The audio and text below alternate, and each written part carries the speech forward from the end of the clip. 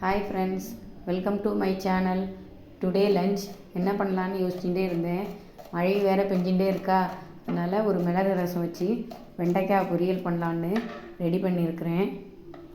மிளகு ரசத்துக்கு மிளகு, ஜீரகம், மல்லி போட்டு கொஞ்சம் வறுத்துன்ட்டு அதை பொடி பண்ணி ரெடி பண்ணி வச்சுட்டுருக்கேன். கொஞ்சமாக புளி கரைச்சிண்டு அதில் ஒரு தக்காளி போட்டு திரித்து வச்சுக்கிற பொடி, மஞ்சள் பொடியும் போட்டு ரசத்தை கொதிக்க விட வேண்டிதான்.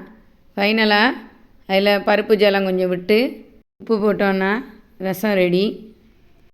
ரசம் ரொம்ப கொதிக்க விடாது, ஈஸியான வேலை தான். பொடி திரித்து வச்சுக்கிட்டோன்னா 5 நிமிஷம்தான் மிளகு ரசம் ரெடி ஆயிரும். நான் எப்போவுமே ஃப்ரெஷ்ஷாக தான் திரித்து ரசம் வைப்பேன். வெண்டைக்காயும் வதக்கும்போது தயிரெல்லாம் விட மாட்டேன்.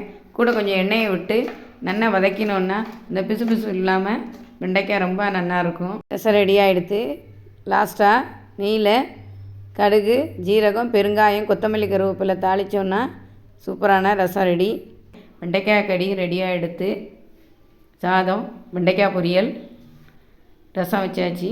வாங்கோ சாப்பிட்லாம். கிளைமேட்டுக்கு ஏற்ற டேஸ்ட்டான மிளகு ரசம் ரெடியாக எடுத்து நீங்களும் செஞ்சு பாருங்கள்.